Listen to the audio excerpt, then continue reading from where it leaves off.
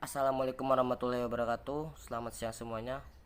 Baiklah, di sini saya Enggi mewakili dari kelompok 2 ingin mempresentasikan atau menjelaskan materi tentang lingkungan, kelompok acuan dan keluarga dalam perilaku konsumen. Baiklah, langsung saja yang pertama yaitu kelompok. Kelompok adalah kata-kata yang sering kita dengar dalam kehidupan sehari-hari. Namun, ada sebagian orang yang belum mengetahui secara pasti apa dari arti kelompok itu tersebut. Jadi, kelompok adalah kumpulan dari dua orang atau lebih yang saling berinteraksi untuk mencapai tujuan bersama. Dalam perspektif pemasaran, masing-masing kelompok di mana konsumen menjadi anggotanya akan mempengaruhi perilaku pembelian dan konsumsi dari konsumen tersebut. Kelompok mempengaruhi proses pembelian dalam dua cara, yaitu yang pertama, kelompok mempengaruhi pembelian yang dibuat oleh seorang konsumen, dan yang kedua, anggota-anggota kelompok seringkali membuat keputusan bersama-sama sebagai sebuah kelompok. Sebagai contohnya yaitu ada seorang konsumen yang bekerja dalam sebuah perusahaan.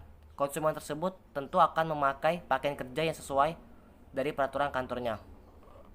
Kelompok acuan. Kelompok acuan adalah seorang individu atau sekelompok orang yang secara nyata mempengaruhi perilaku seseorang.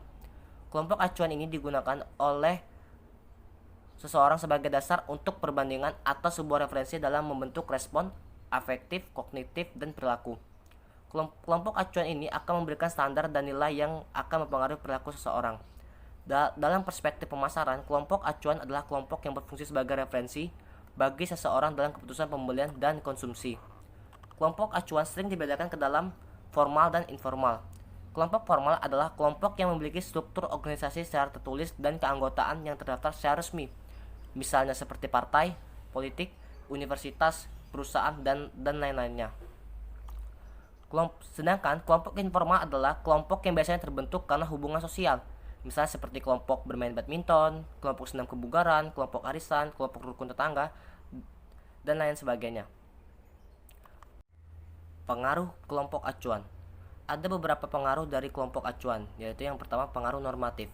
Pengaruh normatif adalah pengaruh dari kelompok acuan terhadap seseorang melalui norma-norma sosial yang harus dipatuhi dan diikuti. Pengaruh normatif akan semakin kuat terhadap seseorang untuk mengikuti kelompok acuan jika ada tekanan kuat untuk mematuhi norma-norma yang ada. Penerimaan sosial sebagai motivasi kuat serta produk dan jasa yang dibeli akan terlihat sebagai simbol dari norma sosial. Yang kedua, pengaruh ekspresi nilai. Kelompok acuan akan mempengaruhi seseorang melalui fungsinya sebagai pembawa ekspresi nilai. Seorang konsumen akan membeli kendaraan mewah dengan tujuan agar orang lain bisa memandangnya sebagai orang yang sukses atau kendaraan tersebut dapat meningkatkan citra dirinya. Konsumen tersebut merasa bahwa orang-orang yang memiliki kendaraan mewah akan dihargai dan dikagumi oleh orang lain. Konsumen memiliki pandangan bahwa orang lain menilai kesuksesan seseorang dicirikan oleh pemilikan kendaraan mewah. Karena itu ia berusaha memiliki kendaraan tersebut agar bisa dipandang sebagai seseorang yang telah sukses. Yang ketiga, pengaruh informasi. Kelompok acuan akan mempengaruhi pilihan produk atau merek dari seseorang konsumen. Karena kelompok acuan tersebut sangat dipercaya sarannya karena ia memiliki pengetahuan dan informasi yang lebih baik. Seorang dokter adalah kelompok acuan bagi para pasiennya. Pasien menganggap bahwa dokter memiliki pengetahuan dan informasi yang dipercaya. Selain itu, secara sosial dan peraturan, dokter adalah profesi yang memiliki otoritas dalam membuat resep obat. Ada beberapa kelompok acuan yang terkait dengan konsumen. Yang pertama, kelompok persahabatan. Konsumen membutuhkan teman dan sahabat sesamanya. Memiliki teman atau sahabat merupakan naluri dari konsumen sebagai makhluk sosial.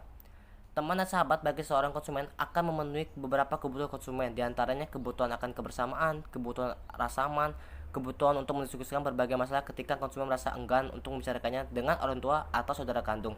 Konsumen yang memiliki teman adalah tanda bahwa ia telah membina hubungan sosial dengan dunia luar. Pendapat dan kesukaan teman seringkali mempengaruhi pengambilan keputusan konsumen dalam membeli dan memilih produk dan merek. Kelompok persahabatan adalah kelompok informasi dan mungkin bisa berbentuk kelompok primer ataupun sekunder. Yang kedua, kelompok belanja. Kelompok belanja adalah dua atau lebih konsumen yang berbelanja bersama pada waktu yang sama. Kelompok belanja bisa merupakan kelompok persahabatan atau kelompok keluarga. Namun, bisa juga orang lain yang bertemu di toko untuk membeli produk bersama. Ketika konsumen datang ke toko, mungkin sendiri, tetapi berjumpa orang lain di toko yang sama, konsumen secara tidak sengaja akan bertanya kepada konsumen yang baru dikenalnya mengenai produk atau jasa yang akan dibelinya. Jika beruntung, konsumen tersebut mungkin akan banyak mendapatkan informasi atau memberikan informasi yang diketahuinya mengenai produk dan merek. Informasi tersebut sering memberikan input penting bagi seseorang dalam mengambil keputusan. Informasi tersebut akan mengurangi rasa khawatir akan risiko salah dalam membeli produk. Yang ketiga, kelompok kerja. Konsumen yang telah bekerja akan menghabiskan waktunya dari 35 hingga 40 jam per minggu di tempat kerja.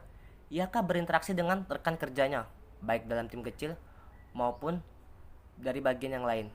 Interaksi yang sering dan intensif memungkinkan teman-teman sebagai kelompok kerja akan mempengaruhi perilaku konsumsi dan pengambilan keputusan konsumen dalam membeli produk dan jasa dan pemilihan merek. Kelompok kerja bisa berbentuk kelompok kerja formal. Jika kelompok kerja tersebut bekerja sebagai satu tim yang dibentuk oleh perusahaan, kelompok kerja bisa juga berbentuk informal jika kelompok kerja tersebut terdiri atas orang-orang yang bekerja di perusahaan yang sama. Kelompok kerja informal akan saling bertemu saat makan siang, kegiatan sosial atau pulang bersama. Kedua kelompok kerja tersebut akan mempengaruhi konsumen dalam memilih merek dan produk yang akan dibelinya.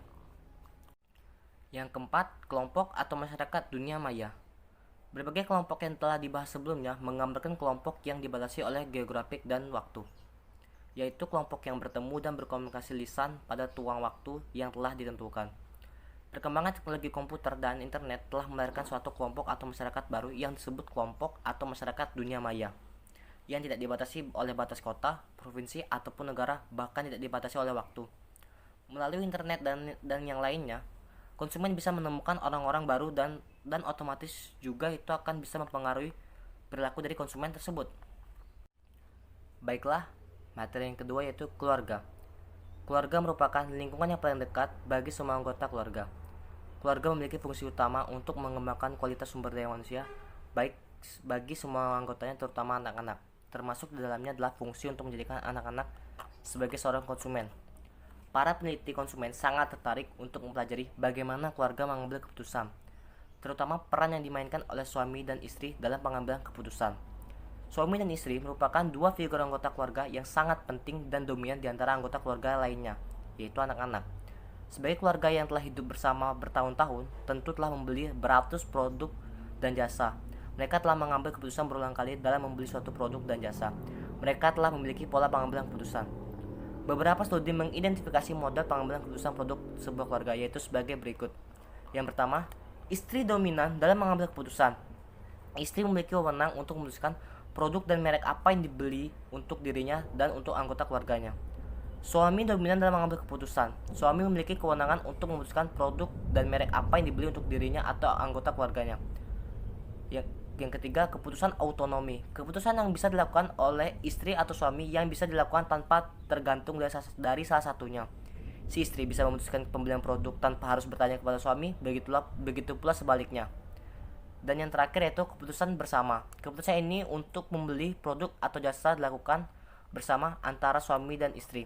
Keputusan untuk membeli produk atau jasa yang berharga mahal biasanya dilakukan bersama. Anggota keluarga saling mempengaruhi dalam keputusan pembelian dan konsumsi suatu produk. Masing-masing anggota keluarga memiliki peran dalam pengambilan keputusan. Seorang anggota keluarga mungkin memiliki lebih dari satu peran. Berikut diuraikan beberapa peran anggota keluarga dalam pengambilan keputusan, yaitu sebagai berikut. Yang pertama, inisiator. Seorang anggota keluarga yang memiliki ide atau gagasan untuk memutuskan mereka mengkonsumsi suatu produk. Ia akan memberikan informasi kepada anggota keluarga lain untuk dipertimbangkan dan untuk memudahkan mengambil keputusan. Yang kedua, pemberi pengaruh. Seorang anggota keluarga yang selalu diminta pendapatnya mengenai suatu produk atau merek yang akan dibeli dan dikonsumsi, ia diminta pendapatnya mengenai kriteria dan atribut produk yang sebaiknya dibeli. Yang ketiga, penyaring informasi. Seorang anggota keluarga yang menyaring semua informasi yang masuk ke dalam keluarga tersebut.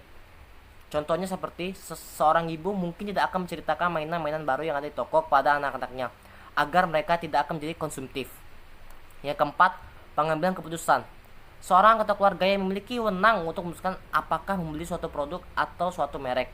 Contohnya, ibu biasanya memiliki wewenang untuk memutuskan mengenai makanan apa yang baik bagi keluarga dan menu apa yang disajikan sehari-hari.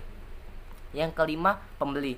Seorang anggota keluarga yang membeli suatu produk atau yang diberi tugas untuk melakukan pembelian produk. Contohnya, ibu mungkin akan menyuruh anaknya untuk membeli beras yang sudah habis atau menyuruh pembantu rumah tangganya untuk berbelanja setiap hari. Dan yang keenam, pengguna. Seorang anggota keluarga yang menggunakan atau mengkonsumsi suatu produk atau jasa. Sebuah produk mungkin akan dikonsumsi oleh semua anggota keluarganya. Misalnya nasi. Akan tapi beberapa produk mungkin hanya akan dikonsumsi oleh anggota keluarga yang berusia muda saja. Misalnya susu bayi dan diaper. Oke, kesimpulan dari materi yang saya jelaskan hari ini yaitu kelompok referensi seseorang terdiri dari seluruh kelompok yang mempunyai pengaruh langsung maupun tidak langsung terhadap sikap atau perilaku seseorang. Orang umumnya sangat dipengaruhi oleh kelompok referensi mereka pada 3 cara. Pertama, kelompok referensi memperlihatkan pada seseorang perilaku dan gaya hidup baru. Yang kedua, mereka juga mempengaruhi sikap dan konsep jati diri seseorang karena orang tersebut pada umumnya ingin menyesuaikan diri. Dan yang ketiga, mereka menciptakan tekanan untuk menyesuaikan diri yang dapat mempengaruhi pilihan produk dan merek seseorang. Keluarga dapat mempengaruhi perilaku konsumen. Keluarga adalah organisasi pembelian konsumen yang paling penting dalam masyarakat. Keputusan pembelian keluarga tergantung pada produk, iklan, dan situasi. Seseorang umumnya berpartisipasi dalam kelompok selama hidup keluarganya. Posisi seseorang dalam setiap kelompok dapat diidentifikasikan dalam peran dan status. Setiap peran pembawa status yang mencerminkan penghargaan yang diberikan oleh masyarakat.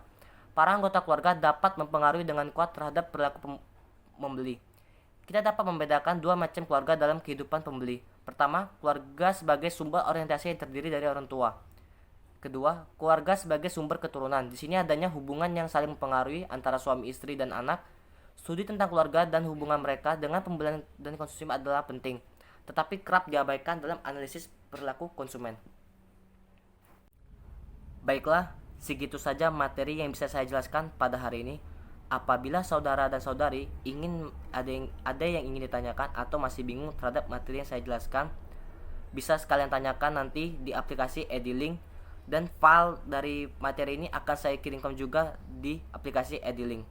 Mohon maaf apabila ada kesalahan kata yang dalam penjelasan materi saya pada hari ini, dan mohon maaf juga mungkin ada kesalahan dalam proses perekamannya ataupun proses presentasinya. Saya akhiri. Assalamualaikum warahmatullahi wabarakatuh dan selamat siang semuanya.